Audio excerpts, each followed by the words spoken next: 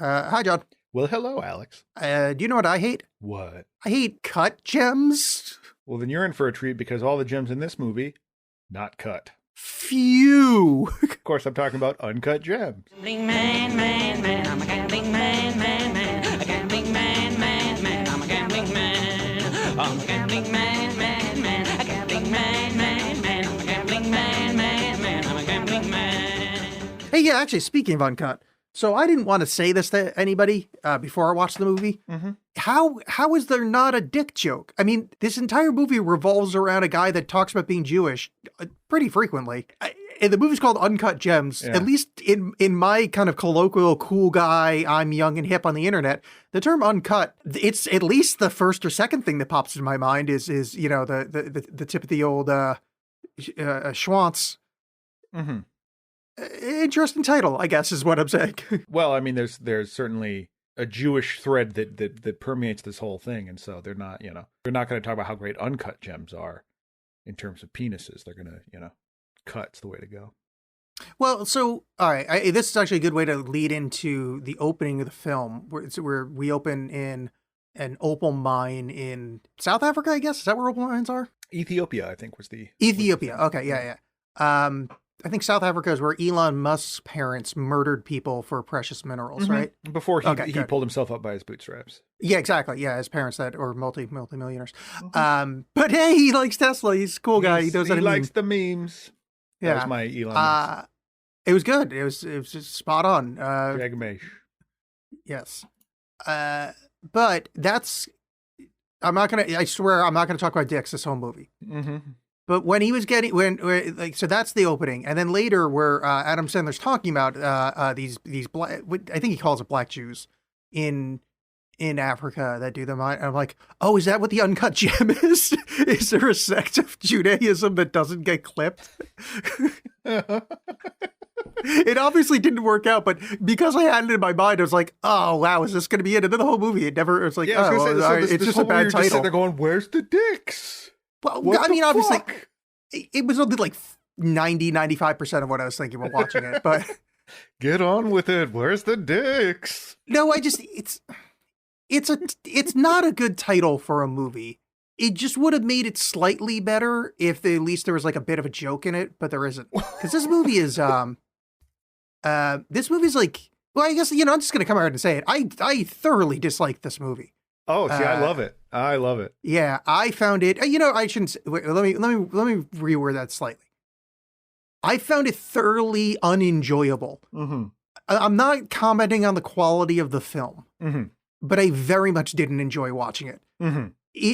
It's like Woody Allen, if Woody Allen stopped going for jokes, which actually maybe later Woody Allen is exactly that, but like... Yeah, Woody Allen did, yeah. If you've ever seen... but... I think the most recent one of his I've seen is Match Point, and that thing was awful. Yeah, but it's just nebbishy New York, talking fast. It was uncomfortable. The pacing annoyed me, the whole...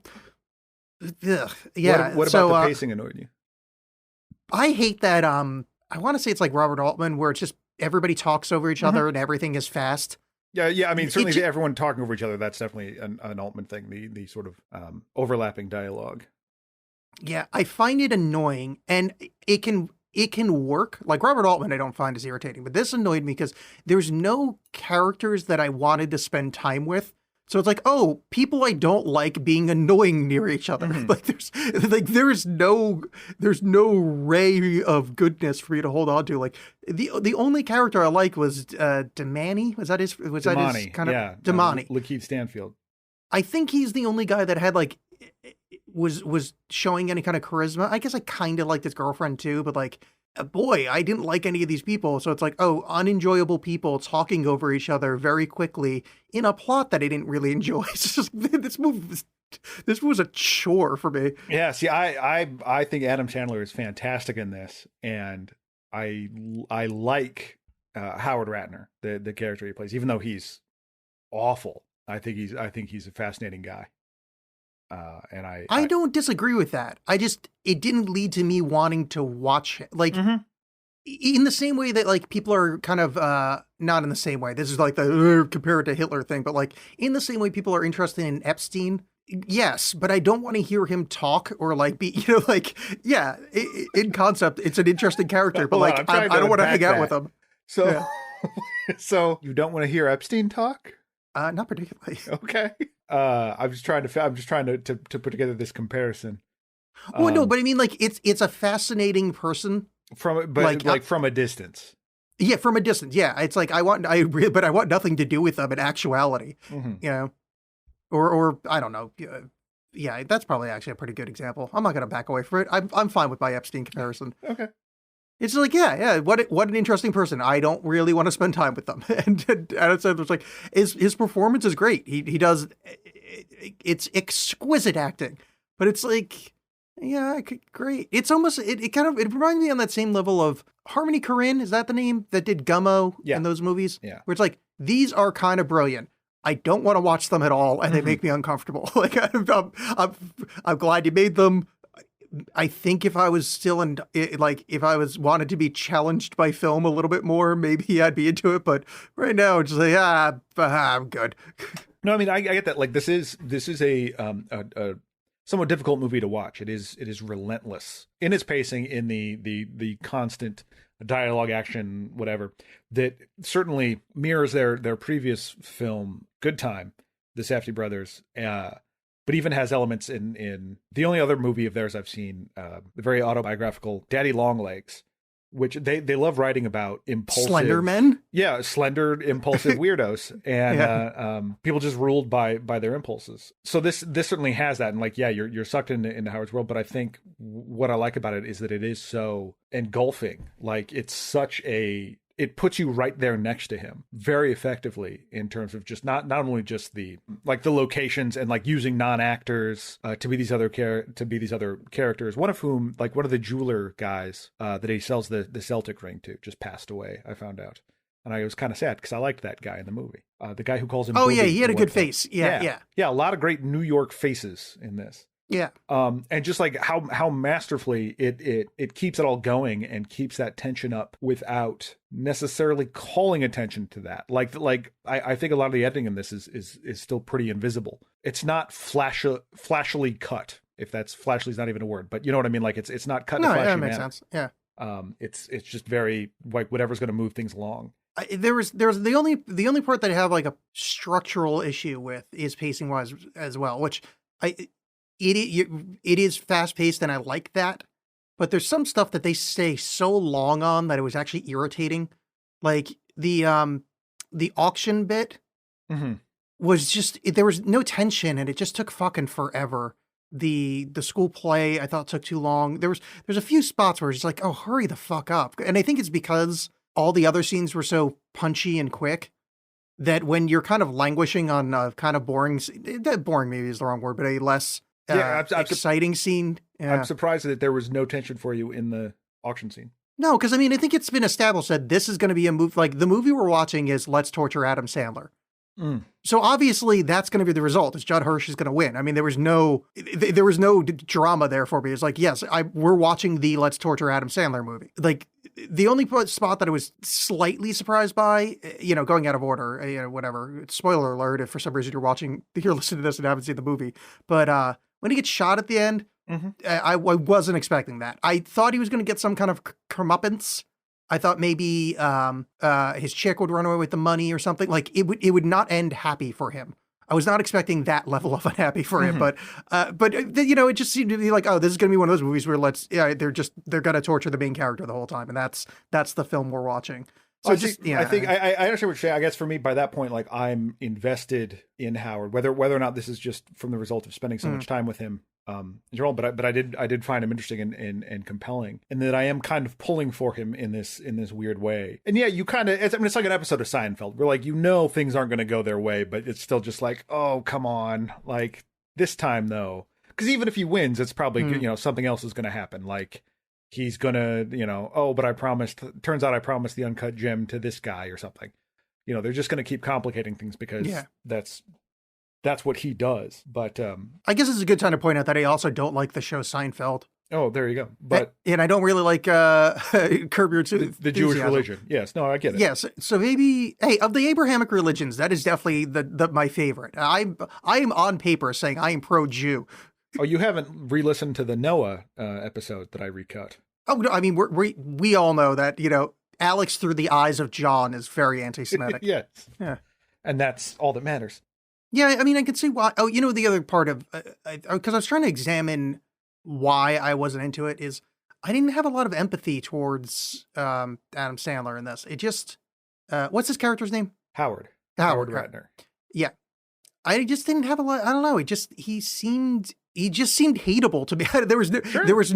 There was no effort made. So just having that much, I don't know. See, I completely disagree with that. I think it's not that the effort's not in like, oh, but look at him pet this dog. It's that he's this horribly damaged person. He is. They're looking less for sympathy than empathy. Like you're not meant to sympathize with this guy, but you're meant to sort of understand him. And you get this, at the beginning, particularly like he is this impulsive. You see him getting in his own way, trying to always get one up on people and stuff like that. But then you really get the sense, particularly at the end when he has that whole conversation with KG, Kevin Garnett about like the this is how I win speech. That it's it makes him a little bit more human and not just this avatar of gambling. That KG speech is the one spot that I got on his side a little bit, but it was so far into the movie that my comparison would be how well Breaking Bad made you side with Walter. Mm-hmm.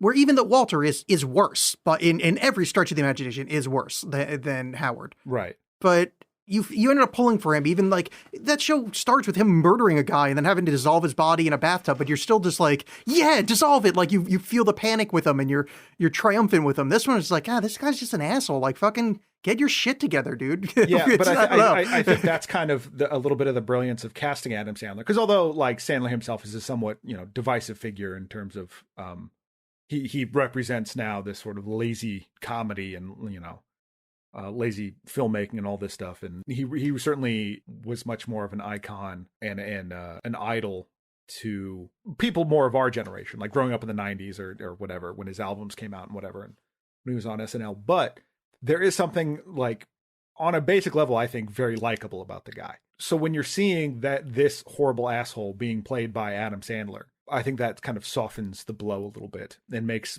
what they're trying to do a little bit more understandable.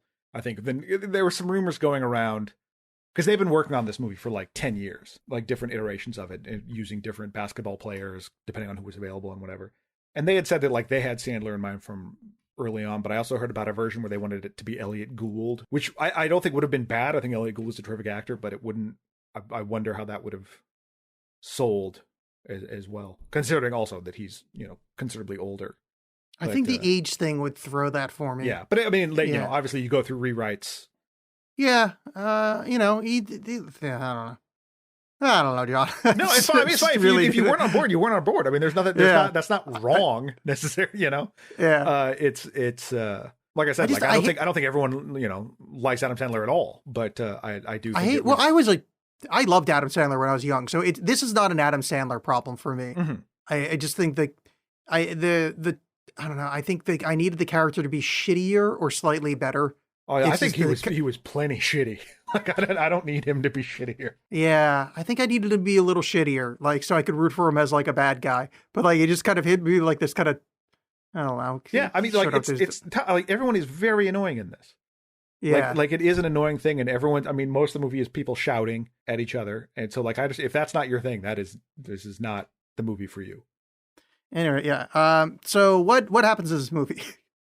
Well, so yeah, the whole thing it opens, and I guess they blew a good chunk of their budget on this, in these mines in Ethiopia where these two guys steal an opal from the mine after an accident injures one of their fellow miners. This is and I love this, and I still haven't like fully pieced out why like the meanings of this, but because the movie begins and ends in the same fashion where when you see the gem, the camera goes into the brilliance and of the multicolored opal, then eventually like you're flying around in this like multicolored smoke or miasma, whatever's in there, and then you end up inside Adam Sandler's asshole As one does. because he's getting colonoscopy. And but I do like that unfired Chekhov's gun of, because as soon as you see that at the beginning, you're like, oh well, he's screwed.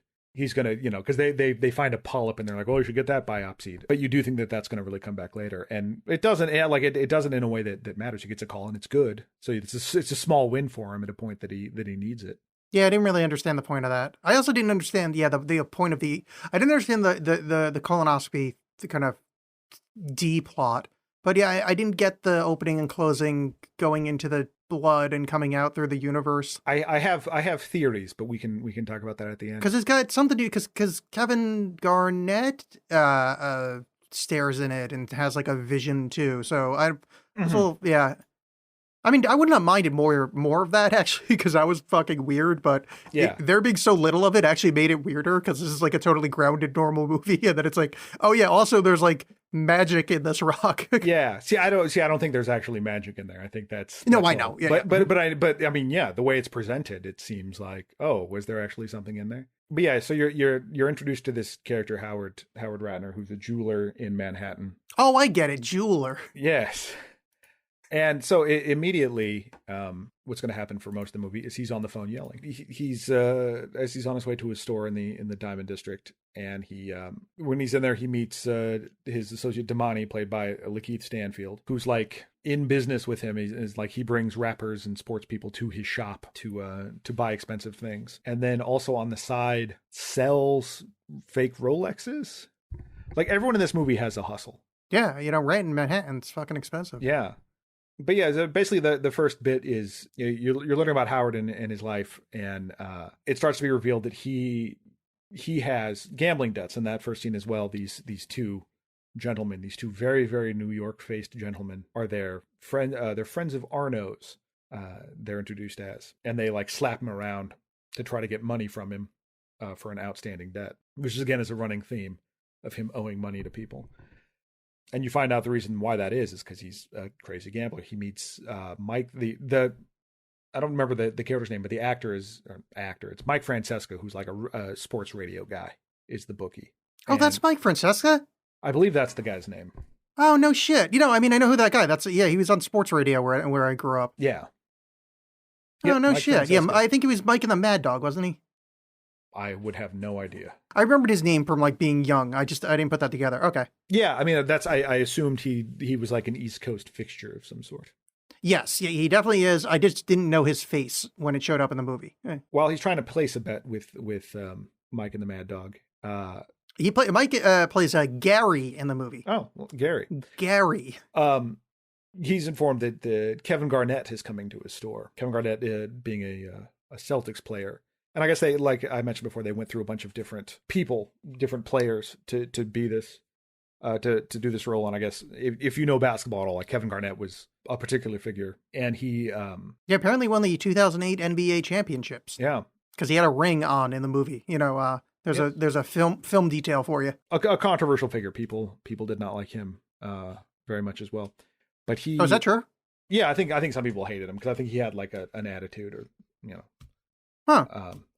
Don't know. Not a real basketball guy. If anyone wants to sound. Yeah, I know less than nothing about basketball. Like the fact that I recognized him as a basketball player, like, I mean, other than he's like a big giant dude that looks like a basketball player, but like, I recognized his name and I was actually kind of proud of myself. And I'm like, oh boy, he must be incredibly famous for me to know who that is. Yeah. I know Bill Lambier's Combat Basketball, and that is it. Yeah, after about like the I don't know 98 Bulls, I pretty much don't know anybody until let's see, I've heard of Kobe Bryant, and that's probably about it. Yeah, were you unlockable in NBA Jam? Then I know you. Otherwise, no thank you. Yeah, unless I've seen you in big head mode. I don't know fucking shit about you. Yeah, just Bill Clinton, ace on the 76ers. But the part of the deal also was that, like, because they wanted, since so much of this is going to be based around these games, they wanted to be able to use footage, and they couldn't use like NBA footage if they altered it in any way. So it had to be like games where Kevin Garnett won. So that sort of the overarching plot of Kevin Garnett works well into this of having like the up game and the down game and then like coming back strong. But when Kevin Garnett's there, he's wheeling and dealing him, and the opal that those gentlemen have stolen earlier on arrives. And meanwhile, those other guys, the two ruffians were already there trying to shake him down again, but Kevin Garnett's security chased them away this time. Phil and Nico, I think those guys are called. Yes, but, I'm looking on the Wikipedia, and it is in fact Phil and Nico. This is where Howard starts to become a huge idiot, because he's so excited to have this opal. He shows it to Kevin Garnett, and Kevin Garnett's like, "This is magical. I want to have this." He's like, "Oh, it's not for sale. I'm putting it up for auction. And Kevin Garnett's like, "Why would you even show this to me if I can't buy it? Like, give me this thing. Let me hold it for a night, and then I'll get it back to you." And Howard's like, "Okay, you can take it for a night." Now, this whole time, this reminded me of that Aronofsky movie, Mother. Kevin Garnett keeps leaning on the display cases in the jewelry store, and he's like, "KG, I need you to not lean on that. I need you to not lean on that." And sure enough, yeah, he busts through it, which is, I think, a microcosm of this entire movie. Is just that, like, I told you not to lean on it, and look what happened. And it just busts, it's glass, so it just busts through. But yeah, I was immediately thinking about the fucking sink in Mother and how that bothered me more than anything else that entire movie. Oh, that's true. Yeah. That was a weird, I agree with all your points. I just didn't get, like, why not have his hand get cut or something? I don't know. There's a lot of build up to, he just went through the glass. Yeah. I think it's an idea of, setting up that kind of, look, if we say something bad's going to happen, something bad's going to happen. If you think something bad's going to happen, something bad's going to happen.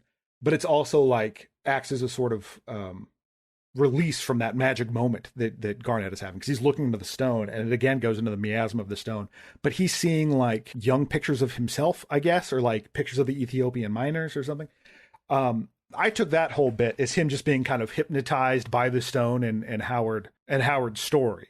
And not necessarily, actually hypnotized, but like just totally. in awe of the whole thing, and it's that you're kind of in it too, and oh my god, it seems so magical, and then boom, the reality of his actions of leaning on that, break through all that. Here's one of the plot problems I have with this movie is that Howard, I mean, maybe it is just he's dumb, but so this incredibly wealthy basketball player who has to be worth tens of millions of dollars.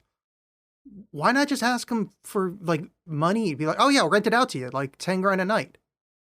He could fucking peel that shit off. Easy. But I think he, I mean, being so afraid of how like what that means to him, not just as a financial investment, but like what the oval itself, what that means to Howard. Like, I think that's why it's like, he's like, "Give me the ring, give me your championship ring," because something that I know that means as much to you in terms of, that's a symbol of something versus just like, yeah, he's got $10,000. So if he just peels off $10,000 and there's like, "No, fuck you, it's mine now. What's he going to do about it? You stole it." You bring up, it's a good point. It's just the fact that he like hawks the ring. Oh, he doesn't even hawk the ring. He kind of gets what would you even call that? He pawns it. Like, because you can buy shit back from a pawn shop. That's how pawning works. Yeah. Which I totally missed this the first time. Sorry to interrupt, but like that the money he gets to place the bet with Mike Francisca to begin with, because he sells the super gaudy diamond necklace that is the Jesus thing that he got from The Weeknd. That is Michael Jackson on the cross. It's not The Weeknd, it's this guy Flawless that like lent it to The Weeknd. Like it's this whole thing, because it comes back later, and that's why Flawless shows up as just another, oh god, and then there's this guy. But I forgot, that thing was the Michael Jackson Jesus thing. I think the theater erupted in laughter when they saw that. Yeah, no, it was ugly as shit. Yeah, it's terrible. The Furby I thought was kind of amusing too. Yes, yeah, because that's part of Howard's whole thing is they make reference to that he used to do that for rap videos. Like, he would make these ridiculous chains for people, and this particular one, it was in the trailer, focused on big in the trailer, where it's this like diamond Furby and the eyes move. Which particularly made me laugh. There was, at my old job, there was a guy I used to work with, and he helped out some people. There was a sound stage there, And there's a guy I know who helped people out. Like they would shoot rap videos there, local rappers trying to shoot stuff. And there was one guy involved with them. I don't know if he's a producer or whatever, but he was the son of a jeweler and he drove a Cadillac, and the grill of the Cadillac was cubic zirconium. Really? Yeah. Like as soon as I saw the Furby, I'm like, oh yeah, no, cubic zirconium grill. That's hilarious. Yeah. Well, I mean, that's just, there's like layers upon, we don't have time to like deconstruct this, but there's layers upon layers of hilarity going. It's okay. Yeah. Yeah. Just what an asshole. But, also, sorry. Just because we were talking about Kevin Garnett. Mm-hmm. I mean, what a fucking clutch thing that the basketball guy they got, his last name is a Precious Stone. Yeah. I know they mentioned it in the movie, but like that really is remarkable. Yeah, from stone to stone. Oh yeah, Kevin Garnett's actually good in this, which is kind of annoying. Yeah. I always think whenever I think of actors or sports people acting, I always think of Wayne Gretzky on Saturday Night Live and just how abysmal he was. Because even Shaquille O'Neal, having just watched Kazam recently, who's just abysmal. Like, yeah, he's still Shaq. There's still something there, but Wayne Gretzky had nothing, and that's true of so many actors. I mean, I'm a big fan of Steel myself. Sure, who isn't? People that like movies. I always feel bad for the sports guys though. Like when they do those stupid, like in basketball games, where like it'll show the guy's stats and there's the video of the guy standing next to the stats and he's like holds up the ball menacing or something. You know what I'm talking about? Like they just green screened him. Yeah, just how awkward that's got to be. Yeah, that's got to be really awkward. Yeah, that's like George Lucas level. Yeah, but whatever. I'm sure they're getting paid a ton. So. That's true. But Kevin Garnett, great last name for this movie, and he did a good job in it, which is annoying because he's, he's a good-looking guy. Yeah, he's already athletic, and he's like millions upon millions of dollars. Yeah, like the next thing you know, he's probably like really good at guitar or something. It's like, dude, fuck you. It's like, oh, you know what? I'm actually really good at tarot readings. Oh, yeah, actually. I know. I paint a little, and he's got like a fucking Sistine Chapel he did. It's like, go fucking trip on a rock, you dingus. You rocked named guy. Sorry if I got a little heated there. Yeah, calm down. Can we say so the whole I just ask him for a fucking down payment. Also, he left his like thousands of dollar earrings with you. Just hawk those. There's a lot of ways this guy could get some money together that wouldn't involve getting his knees broke. It's more than just money, and because clearly the money is not his central concern. No, I know. He spends it as soon as he gets it. Yeah, it's just annoying. Also, you have a fucking jewelry store. You're being threatened of getting your knees fucking busted up or whatever the hell those tough nicks are going to do to you. Just rob your own store a little bit. You can get it back. Mm-hmm. Again, it's not about the money. Yeah, I know it's not about the money, but you got to start gambling. You got to gamble more. The fact he still has a successful business is annoying. You're obviously not that good at being a degenerate gambler. Yeah, no, he's just ruined every relationship he's had. He's, I mean, the downfall. Not every relationship. He has a fucking gorgeous apartment in Manhattan and a smoking hot commode. Like, no, he's not doing that bad. His life is rad if he'd get his fucking head out of his ass. Well, I mean, certainly that's true. Like he can't do that. He's got to keep trying to prove people wrong. That's his whole thing. Yeah, well, I want him to put some fucking effort in here. I'm trying my best. I can barely afford a fucking basement apartment in a fucking crumbling infrastructure America. Fucking come on, asshole. I like this idea of like, let's give you the golden ticket from Last Action Hero and have you go be Howard Ratner's life coach. Life coach. Let me be Howard Ratner. I could fucking fix that asshole's life in a week and a half. A week and a half, I fucking guarantee it. Yeah, I mean, I think it's the fix is not that hard. And this isn't one of those, like there's so many, particularly like romantic comedies or whatever, where it's like, oh, there was just a simple misunderstanding. Like this is just, no, he's an asshole. He has the money, but then he's like, but what if I bet it? Yeah, that just annoys me.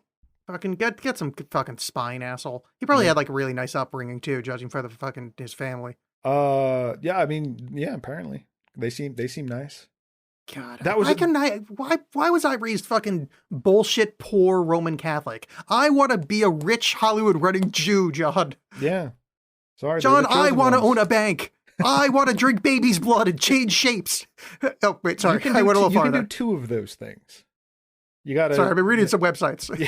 You gotta crawl before you can run.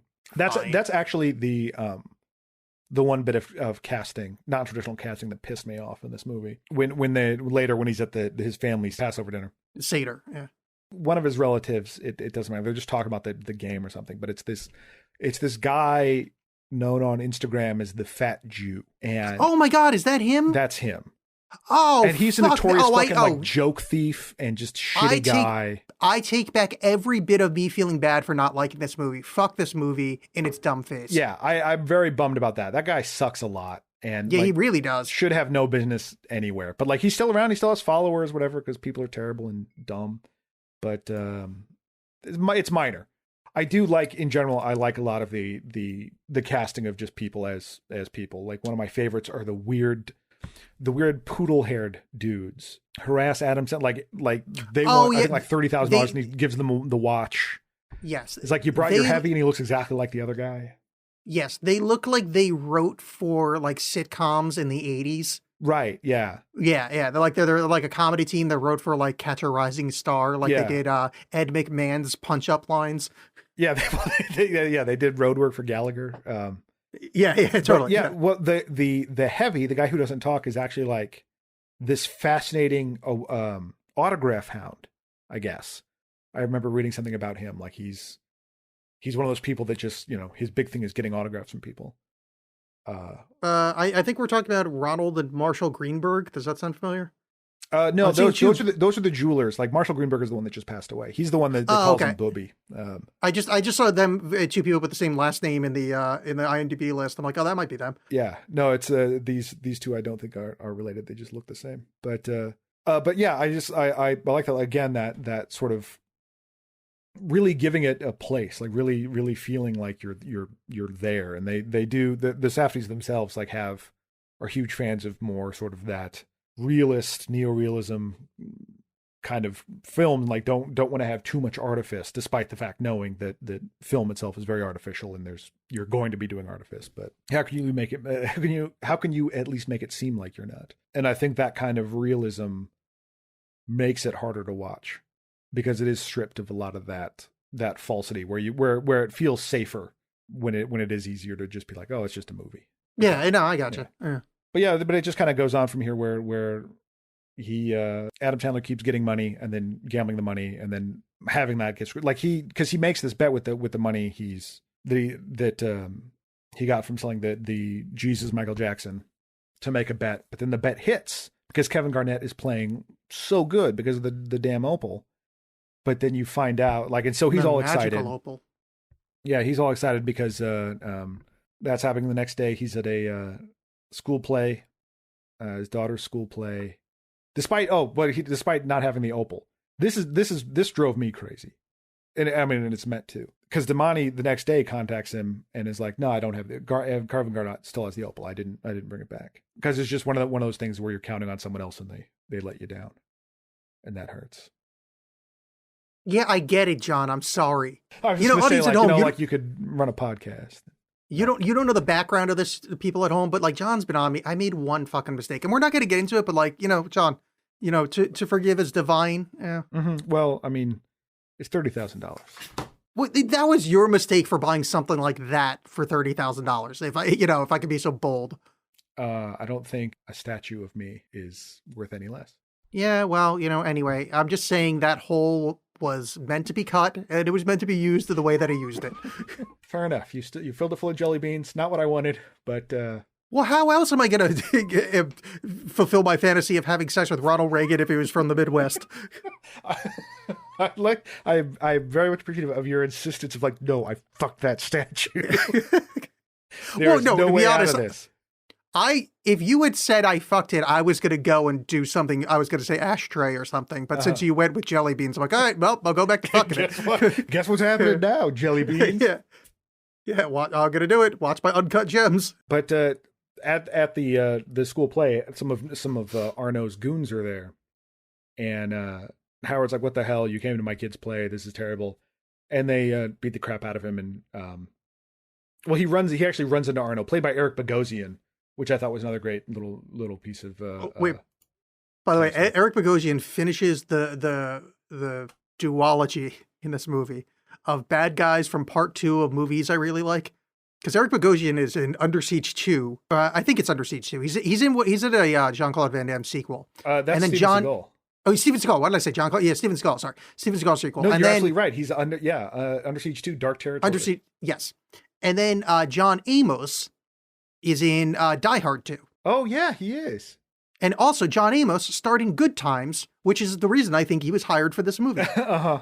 Because isn't that the name of one of their early movies? It's Good Time, which is funny because in one of the there was a round table thing with them, and someone talked about, I think it was Adam Sandler, was like, you know why I know you're a nice guy? Because people constantly come up to you and go like, I love your movie Good Times, and you never correct them.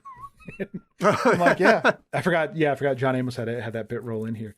Wait, you like Under Siege 2? No, I liked Under Siege. Oh, okay. No, I also don't like Die Hard 2 either. I just mean it's a sequel to a movie I liked. Right. And frankly, I haven't seen Die Hard or Under Siege in a really long time. I don't know if they hold. Die Hard probably holds up. Die Hard's fine. I doubt Under Siege holds up. Yeah, I mean, I liked it when I was. I think there's boobs in it, and it came out when I was like 10. Yeah. Yes. That's all that matters. But you find out from Arno that they stopped his bet. So the bet that he just won big on, the bet that would have gotten Arno his money. Yeah, how does that work? Well, so they just, I mean, because he made the bet, and then it's like basically Arno went, that's my money that he bet with. Give me my money. We're gonna stop that bet. And he just took it on faith, like the bookie, like that. I'm gonna guess that it wasn't just like, hey, take my word for it. I'm gonna guess that it seems like A, Arno's a known guy, but B, he has these guys that beat people up. Yeah, I mean, I guess I just don't understand the worlds of like bookies and things like that particularly well. But it seems like you can just cancel someone else's bet. Like that just seems. Yeah, I don't think just anyone can do that. Wait, no, I couldn't, but still, like it just. There's a lot of people with badasses standing next to them. So like if Kevin Garnett and his security were there, it'd be like, could he be like, I canceled that guy's bet? No, I mean, I took it more as that Arno's like a guy, But again, like I don't know. I mean, it may just be that's not something that happens to this guy very much, and they shook him down hard. I don't know. All is that Arno stopped the bet, and then Adam Sandler's like, "Oh, you idiot! We could have made money on this. You could have gotten your money." And like, whatever. And they beat him up, throw him into the trunk of his car, nude, and lock Adam Sandler, lock Howard Ratner in the trunk of his own car. And I guess during that scene, Adam Sandler kind of got roughed up a lot because these non-actors, weren't good at acting. Oh, really? Acting like they were like they're very nice men, but they know how to be mean, and they were very mean. Well, I would say good because he basically robs from the Netflix public and gives money to his friends to go on vacations, aka make movies. Yeah, which a bit of scumbucket. No, I think honestly, like he is the lazy gifted child's ideal. This he has it in him to do this amazing work. He's like, I'd rather just hang out with my friends and do nothing. Yeah. And hats off. Like if I had the ability to just I can go to Hawaii and make just like a pretty middling to terrible movie, but I got to hang out with my buddies and make each other laugh, and you'll pay me to do it. Absolutely. I would do that in a second. I have no integrity. It's fine. Yeah. I want to make like art, make something that matters, like a podcast. Where you fuck a statue full of jelly beans. Where I fuck a statue of my co-host. Oh, I'm sorry. I missed that artistic flair. Yeah, so he shakes down. They don't have the bed anymore. He goes to after that is the whole concert with The Weeknd.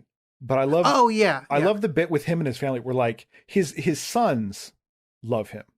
Like you get little scenes of him with his sons. Well, his younger son, all you see is him like going to bed, but his elder son is totally like also talking about gambling he's doing and is super excited to hang out with his dad. And but the women of his family just hate him. And I love that. Because I do think, talking about Breaking Bad, I do think that his wife isn't like the Skylar that people imagined Skylar was. If that makes any sense. Like, I don't think she's this one-dimensional nag or anything. Like, I do think she's pissed at him, but like, certainly within her rights. But I think as the movie goes on, you see a little bit more facets to her character, and I like that. Like when he's trying to win her back, I really like that whole scene. Oh yeah, she's actually kind of great. I like how she just completely no-sells his attempts and calls him out for like, she left you or something. Yeah. So he ends up going to this private party that's where The Weeknd is performing, and because he's supposed to meet Damani there. Damani's supposed to have the opal. He gets there, finds out that Kevin Garnett still has the opal. gets into a fight with Julia, who was snorting cocaine with the Weeknd. No, were they snorting cocaine or were they fucking? No, they were just snorting cocaine because you see her, and this is controversial among some people. There's differing views, but you see they're clearly doing coke in the bathroom, and then he's like really like, hey, let's have sex right now. She's like, no touching, no touching. He does make her touch his penis, and she doesn't necessarily recoil from that. Well, no, that happens first. That happens first, but like the thing is it cuts to this whole bunch of stuff with Howard. And then when it comes back, like when he's like pounding on the door to the bathroom, they're almost in the same pose. And like that would, there's not a lot of time to like for her to have taken off her pants and all this stuff for the time he like busts in there. Oh, okay. Yeah. I kind of missed that part. I didn't want to rewind. But also, it is questionable what was going on. Yeah. There. Here's something I found out. The Weeknd apparently hates 4 E's because his name is spelled THE space WEEKND.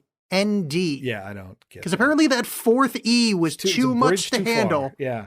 Well, you know what it was? It was probably he was originally like The Weeknd, like the normal spelling of it. But when they were putting on the marquee, they're like, we only have 3 E's. And he's like, fuck it, on The Weeknd. He was Irish and he was like, the Weeknd, because he was a fairy. Mm-hmm. Because that made a lot of sense. And I'm glad I said it out loud. That's probably what it is. I was trying to, as I started to say that sentence, I thought I'll come up with something for KND. See, because the we is all I need. And I just went for it and was hoping that my brain would catch up by the time I said, the we. And it didn't. So I just said kind. See, you are Howard Ratner. This whole time you're like, I got it. This whole sentence, I got this. You are lucky you're not in the room with me because I will punch you in your fucking Minnesotan face. I'll fix this. I've got a banger for this where the 4th E is. But here's the thing though. I'm not going to get hit for my shitty jokes on the show. I very rarely get punched for my podcast performances. Yeah. It's only happened 3 to 5 times. Just saying, it can happen. Yeah, anyway, The Weeknd, he's got a weird 10 years ago internet spelling of his name. Yeah, but remember when Twitter had less spells? Mm-hmm. Yeah. All right, so The Weeknd thing doesn't happen. But what I like about this though is that so then they have this huge fight, screaming fight, and I think Adam Sandler in that moment is very funny. Some of the things he says, but that the aftermath of that. When he like dejectedly goes back to his he's just going to sleep in his office because he's not welcome. He's really not welcome back at home because of everything that just went down. And then like, the apartment, she's there. That's awkward. He doesn't want to be there. So he's just crashing his office. He's got a pillow in a filing cabinet and the music is very loud during this. And I kind of like that even in his quiet moments, it's not allowed to be quiet. It's still very loud and very relentless. Yeah. This movie is quite loud. You can, even though there's a lot of dialogue and overlapping dialogue, you can still make out what people are saying, unlike some other filmmakers whose name rhyme with Christopher Nolan. Yes. No, much better sound design than Christopher Nolan or a lot of modern filmmaking. I say I watch a lot of movies with the closed captioning on. Mm-hmm. I did with this movie, but I wouldn't have needed it. Like the sound mixing is really crisp in this, so you can understand. What to me is the important part is the dialogue, because, that's sort of, a significant part of a film. Since talkies. Yeah. Yeah. It's been, I mean, don't get me started on how I think we should go back to silent film. But since we've made the mistake that we're going to have dialogue in all movies, I think you should hear it. Yeah. Talkies were the Quibi of their day. Oh, R.I.P. Quibi. Yeah. Apparently they spend a lot of time mixing because they do use a ton of microphones to get that like overlapping dialogue. And it's interesting because the one of the writers is this guy Ronald Bronstein, who is the main character in Daddy Longlegs, and he writes with Josh and Benny Safdie, but then he edits with Benny Safdie. And they were talking about like, because you can hear all these other things in the background, how that can be kind of tough to put together a scene because you have to make that all kind of seamless as well. You know what I mean? It's not just like you might be someone in the background talking and you have to do a cut where you can't just like skip over their words or, it just adds different elements that makes it even more precarious. But I think it's funny that it's the Safdie brothers, but this guy plays a serious role. He writes and edits it as well. Yeah. What's that guy's name? Ronald Bronstein. Made you talk about him. Fuck you. You're a hypocrite. He made this movie called Frownland that I have not watched yet. but supposed to be influential for them and how they. Yeah, it sounds like a good time. Yeah, it sounds like my life. Welcome to Frownland. Would you like a diet soda? After that whole thing, we flash forward to the Passover dinner that we mentioned earlier, and this is, I thought this was a twist I actually really liked, and I think brings a lot of other things into focus, particularly on subsequent viewings. Is that you find out that Arno is a member of Howard's family. He's his brother-in-law, but later after the dinner, Judd Hirsch, who plays Gooey, his father-in-law, I believe, is like talking to Adam Sandler. He's like, look at this guy, like, oh, he's like an invader in your own home. Look at it. But even Adam Sandler's like, yeah, he's a good guy. You know what I mean? Like he doesn't take that, even though Arno has like just roughed him up and whatever, he's still not like, yeah, no, fuck, that guy sucks. He's like, oh, he's fine. Don't worry, he's family. But it also, I do think that like, and I know we talked about earlier about Arno being a heavy, and I think this explains a little bit more the behavior of Phil at the end, is that I think Arno's a little bit in over his head. I don't think he ever planned to have these like big heavies, particularly like use them on Howard, but he's kind of surprised by some of the stuff that they do. And it seems like maybe things got so bad that he went like, well, all right, I know some guys. You could make the comparison to the golem, that old myth about creating a monster that you lose control of. But there is I think there's a certain amount of Arno also, since everyone in this thing has a scheme and is wheeling and dealing. I think Arno's a little bit in over his head as well. Yeah, I think you see that at the end pretty clearly. Yeah. That's true. Yeah. But I do like that he is family. I like that twist. Yeah, I mean, yeah. Other than I do agree. I don't think Goyim should be there for sacred times. So now we finally get to the you have this lovely scene in the Passover thing we mentioned earlier where Howard's like desperately trying to win back his wife, who was mentioned before, like, yeah, we're gonna get a divorce, this is done. But I liked that moment again, like this very humanizing moment for Howard, because even though that it is that he just wants something to grab onto, that he's blown everything else so far, but he's like, oh, you're here, let's make this work. I'm going to leverage this later and screw this up. But, and I like you said, she sells it, but it's a very wonderful scene between them. Yeah. It's also made better that she's wearing her bat mitzvah dress. Yeah. It's this pink, ridiculous, like huge shoulders thing. We go from that to the auction is finally happening. And then there's already like a huge thing where the what he thought was going to be a huge appraisal for this thing is much less. And so he's wheeling and dealing his way out of that, and it doesn't work. But then his father-in-law Gooey shows up with like another family member who's excited to meet KG, and he convinces Gooey to help bid on the gem to drive up the price. I like this scene because it is quieter compared to the other ones, but there's still. I know you said there wasn't any tension for the because it just you knew it wasn't going to go well, but I guess I liked how it didn't go well. I'm not surprised that it happened that way, but I liked how it went down. Yeah, I think at this point the movie was kind of already too long for me. That maybe if it was a little tighter before this, it's tough to experience this for this long. Like, yeah, it's a level of up there that's hard to maintain. I think they do a great job of it, but it's wearying.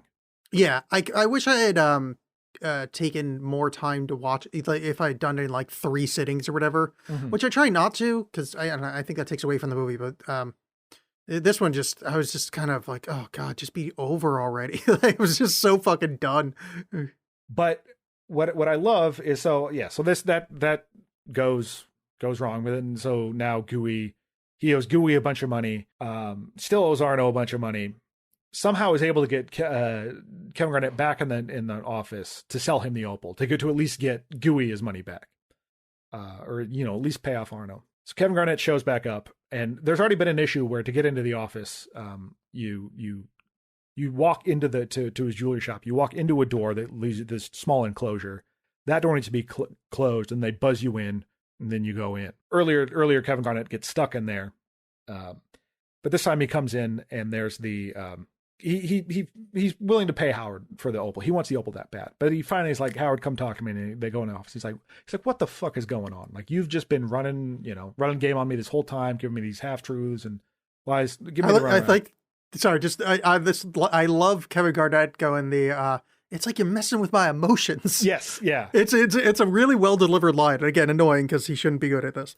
Right, but this is where Adam Sandler or where Howard Ratner like does his whole. But he gives his whole speech because he even kind of Kevin Garnett even kind of calls him on like, so you basically exploited these Ethiopian Jews to try to get this. You're always like running games on people, and Howard gives this huge speech about how, do you want to win by 1 point or you win by 30 points? Like, this is how I win.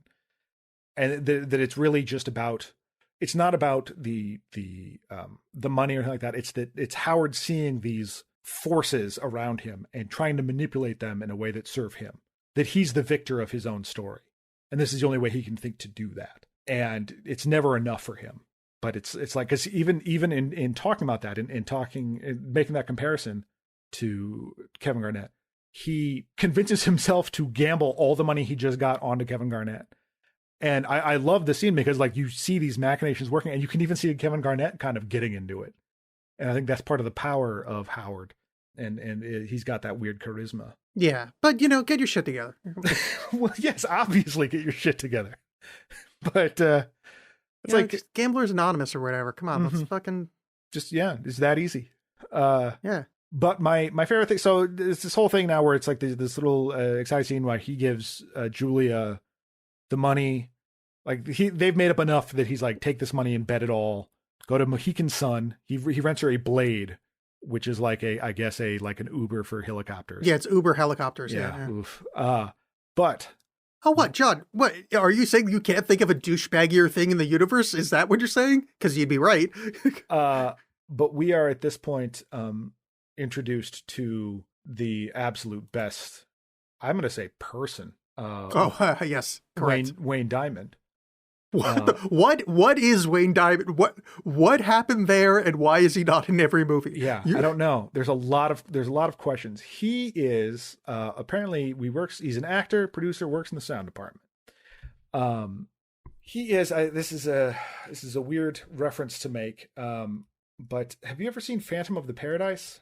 It's a very bizarre Brian De Palma movie. We should do it sometime. That would be a lot of fun. It's a very bizarre William, but he looks like Paul Williams, who I don't even know how to describe Paul Williams, but he was. I know who Paul Williams is. Okay, so you know Paul, but he looks like Paul Williams in that movie. Like if he aged while continuing to look like he looks in that movie, he looks like this weird like 70s.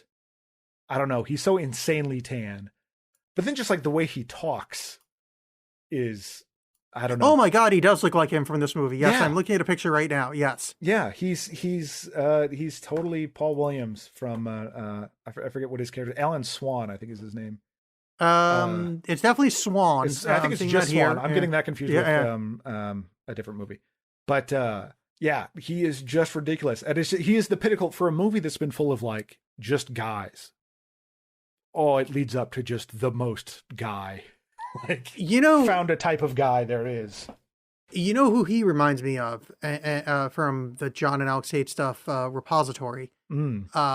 Jack Nicholson's casino character in Mars Attacks. Yes. Yeah, totally. Yeah.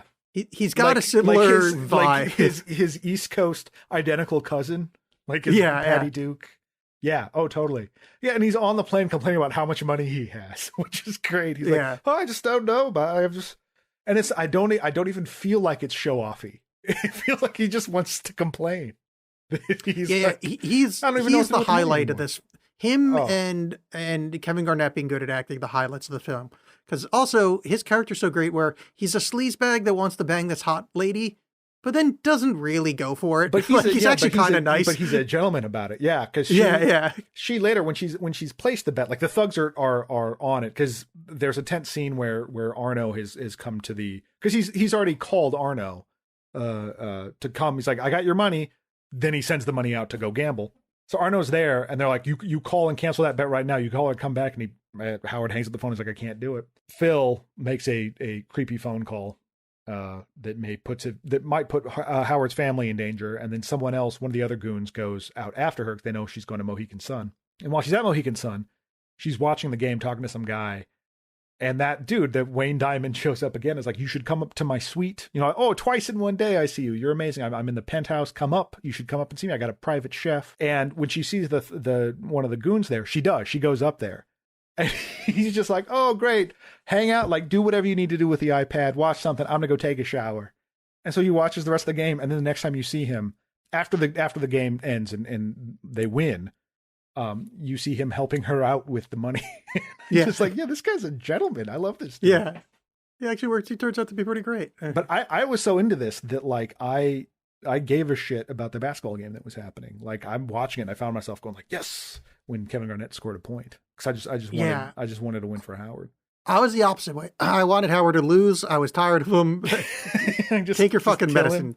Well, so while this is happening, while this game is going on, the Arno and Phil and Nico are like, all right, we're gonna go get her. We're gonna get out of here, and they get trapped in the enclosure. The whatever fix they had, I think it was like a vestibule. Vestibule, sure, we'll go with that. But so he's got them in there, and then like makes them sit there while they watch the whole game, and they're just getting pissed, and it's hot and miserable in there. And at the end, when he finally wins, Arno is kind of like, holy shit, he did it! Like, wow, this is kind of amazing. And he's I think he's also kind of relieved that like this can be over now, because Howard hit big, like he's millions, like and then they get out and Phil immediately shoots him in the face. And I think when you first see it, it seems like kind of a shock, but like you see that coming. I mean, and maybe you did, I don't know, but like, no, I did not see him getting shot in the face coming at all.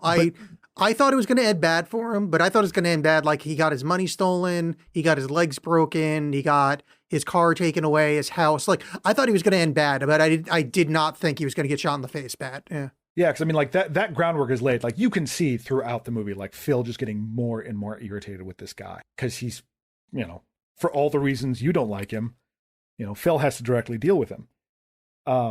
I mean, Phil is the hero of the movie. I think we all need to admit to that. Yeah. No, I mean, now that it's happened, yeah, it's obvious because Phil is seething through the film. So but he's just done with it, and he's like, fine, fuck. And then because Arno's like, what are you doing? How dare you? Whatever. And then Phil takes control, ends up killing Arno. And then he and Nico just is like, yeah, this happens, man. This is rolling with Phil. And then they just loot the jewelry store. Now a call has been placed to the police. From Howard's wife, you get a cut of her talking to some friends about, because he has called her and asked her to leave the house earlier after Phil made his creepy phone call. But she's talking about how like, yeah, they found him nude in a car, and I don't know, things are weird. I'm gonna call the cops. Maybe the cops show up and get Phil, Nico. Maybe, I don't know. Doesn't matter anymore. Howard's dead, and the movie ends with like Howard laying on the floor, almost looking like he's smiling because he went out on top, and frankly, he wins because. Not only did he just win, you know, he made the big score that he wanted to make, he also is free from all of this because he knows he's not going to stop. He has the only moment where he has a slight, like, what's the word? Like recognition of his own behaviors when he's after he's gotten his nose broken and he's like crying in his office about like, I'm so fucked up and nothing's going my way and I just can't do it. What's her name? Shows him that she got gets him out of the funk by showing him she's got a tattoo of his name on her butt. Yeah. And I like his response. Now we can't get buried together. Yeah, it's a good line. I mean, it's not a good line, but it's funny. That like he's free from this, whatever curse this is. But then the camera goes into the bullet hole in his face and back into this sort of the miasma of the opal, and it ends in space. And then the credits roll. Before I get into all that, I just want to take a little side thing because I clearly haven't talked enough this episode. So I'm watching on Netflix, the credits start rolling, and then Netflix is like, "Hey, check out this. Here's a preview in like 15 seconds." I'm like, I would like to watch the credits right now. So I move the arrow off of, try to move the highlight off the thing so it doesn't play it. And it's like, oh, you wanted to watch this trailer, and it just starts playing the trailer. Just let me watch the fucking credits of the movie, Netflix. Yeah. God damn it. I hate Netflix. I think on Roku you actually have to like hit a button to watch the credits. Yeah. That's awful. Good Lord. But so going back to that, like what we were talking about with the what's the deal with the miasma and all that. What's the deal? I don't know. Get it like New York? Yeah. Yeah. I don't know if the idea is like that. This is we're all made up of the same stuff, man. So just we're all brothers. Or if it's that Howard was like the opal itself, that, you know, unpolished and shitty on the outside, but inside, like all of us, there's all these facets and wonder. I don't know, but it is an odd ending, to be sure. Yeah, and the only way to get to that wonder is black guys with chisels. Mm-hmm. Or getting shot in the face. Yes. Well, there is, because, you know, there's a chisel that allows Kevin Garnett into his place of business. Oh, well, but he applies the chisel. So yeah, it's I know. Just, so it's just the chisel itself. I'm glad. Don't put yourself down for talking too much. I had very little to say about this movie. I think we're all allowed one or two of those. This wasn't the movie for me. Fair enough. It's well made. Yeah. I mean, I'm not taking anything away from it on a film school level, but on a movie I'd like to watch. It's not challenging enough to be challenging. It's not good enough to be good. It's not pleasant enough to be pleasant. It's not unpleasant enough to be unpleasant. It was just kind of, I found it irritating for the most part. Yeah, and, see, I disagree with you on all those points, but I completely understand where you're coming from. I think it is not a movie for everybody, for sure. Yes, and in this case, I'm a nobody. I get it, John. Yes, all right? My life's not doing well. I canceled my podcast. I'm just saying that I'm smart and I appreciate I'm hurting inside and you won't listen to me. Yeah, like Howard Ratner. All right, that's 2 episodes in a row that I've cried for help and no one will listen.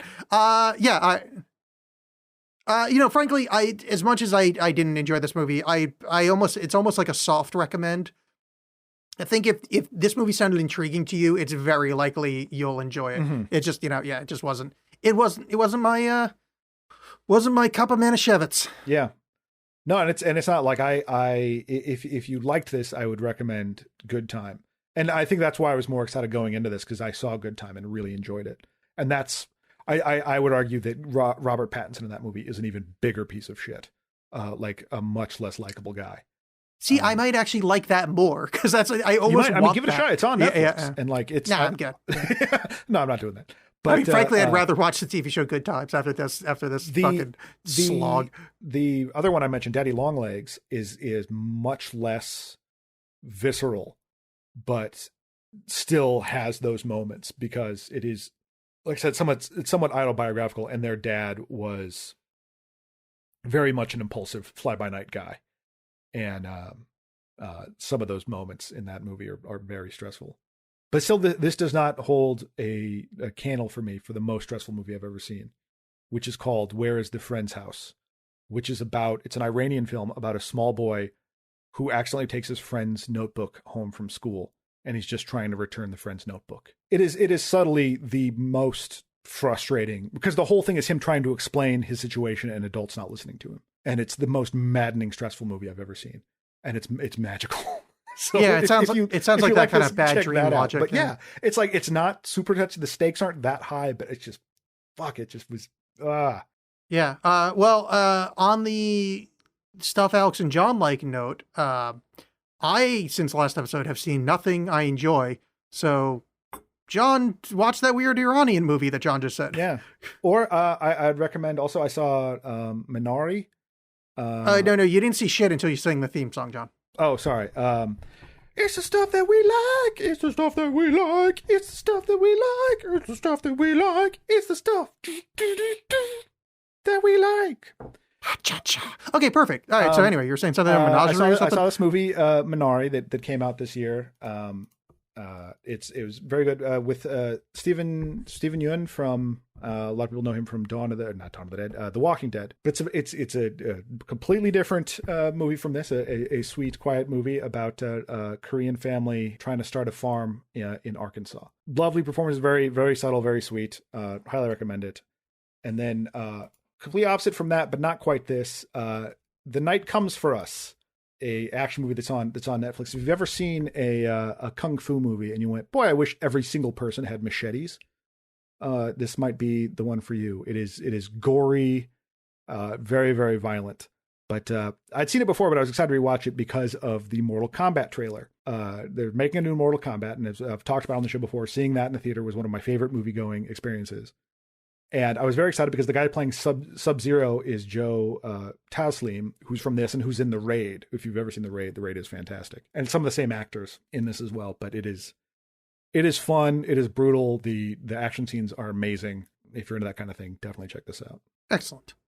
Did you read it? How about a book? Did you read a book? Every book I've read hasn't been very good lately. Here's like, I'll admit to what I've been doing is, I think I said this one of the last times, but I've been reading the Star Wars novels, like the the Thrawn.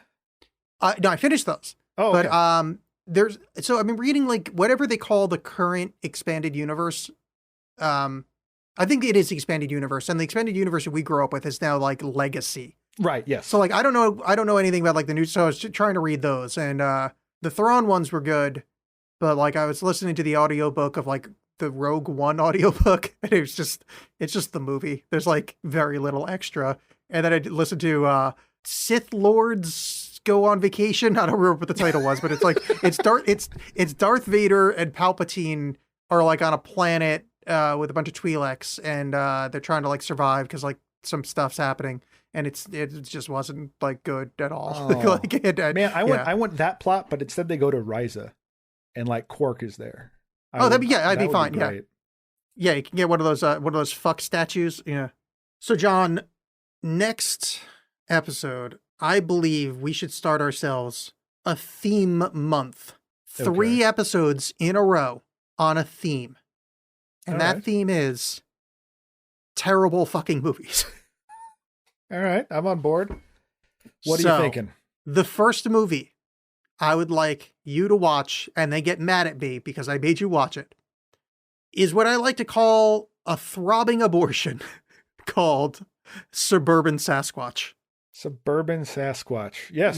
Previously referenced on the show. It is a movie made by a name that sounds like David Miscavige, but it's not. Oh, that's good because he's a monster.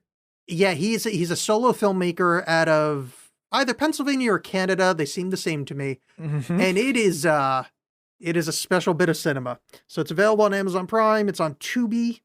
And I wish everyone luck. Yeah. Because we're going to watch ourselves some Suburban Sasquatch.